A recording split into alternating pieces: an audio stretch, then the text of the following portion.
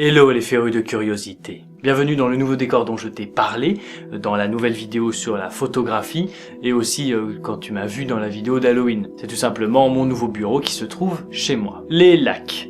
Ils sont souvent source de dangers réels comme le lac Natron, ou de dangers légendaires comme le Loch Ness, mais certains lacs ont juste une particularité rarissime située en son centre, si je puis dire. Tu veux en savoir plus? Rejoins-moi et faisons preuve ensemble de curiosité.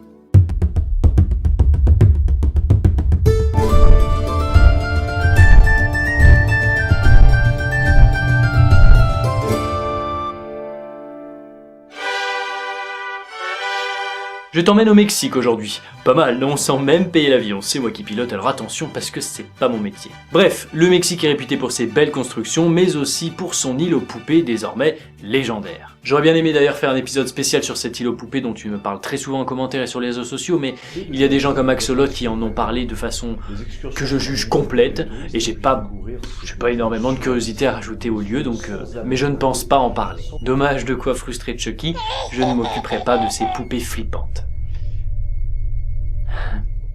Il y a aussi une forêt au Mexique qui vient de faire parler d'elle de façon magique. Mais je ne peux pas en dire plus, on verra ça dans un nouvel épisode.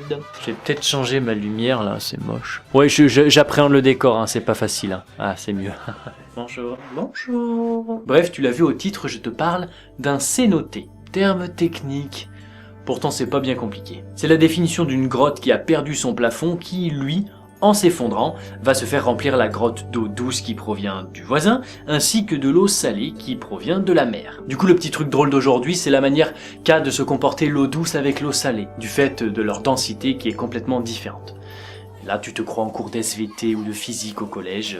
Donc je disais, nous avons les deux densités différentes, et on ajoute la couche d'hydrogène de la décomposition des végétaux, du coup ça nous donne 3 couches. De quoi empêcher bébé de faire pipi au lit. Et ben c'est un petit peu cette troisième couche qui va nous intéresser. La nature nous présente là le cénote Angelita. 28 mètres de profondeur avec les deux couches d'eau différentes dont je te parlais précédemment, c'est-à-dire l'eau douce au-dessus et l'eau salée en dessous. Et la petite magie, ça vient de la troisième couche qui est celle d'hydrogène qui fait 3 mètres à peu près.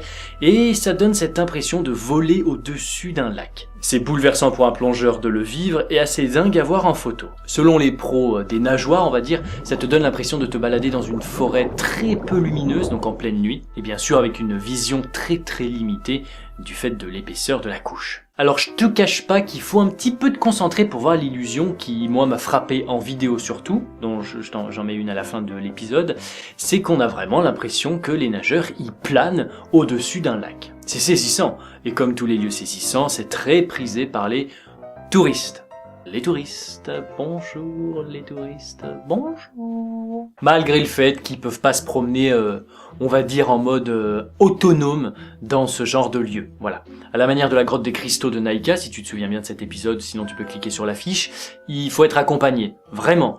Parce que tu pourras pas te démerder tout seul. C'est dommage, hein. Donc il faudra payer, bien sûr, mais il faudra être accompagné d'un plongeur pro. J'ai vérifié sur le site officiel, il faut compter à peu près 150 $ pour une petite balade avec un nageur pro et à peu près 1 heure dans le cénote Angelita. Il y a des packs à 4, par exemple, entre amis, en famille, qui sont un petit peu plus chers, bien sûr, mais qui permettent de passer un moment agréable, hein. Je fais un petit peu mon guide touristique. Mais moi, là, je te dis les tarifs que j'ai vus sur le site. Bon, faut penser à ramener une GoPro, c'est évident.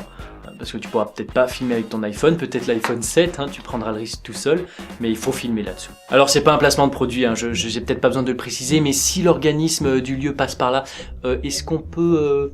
petit voyage au Mexique pour moi, ma copine et 2 abonnés par exemple, pour qu'on aille nager. Voilà. Merci, mon mail pro est disponible. J'attends. Puis pour les amoureux du Mexique, qui plus est, tu as un pack de 15 leçons d'espagnol privées sur 1 semaine, avec tout le matos pour 8 plongées sur 4 jours. Et en plus, 6 plongées dans d'autres cénotes, parce que oui, il y a une carte, hein, tu vois, là, il y a plusieurs cénotes au-dessus, hein, il n'y a pas que Angelita, bien sûr, il y en a plein d'autres. 700 $, ça c'est pour le gros pack. Mon brave, il va falloir économiser sacrément. Ou demander ça à Noël.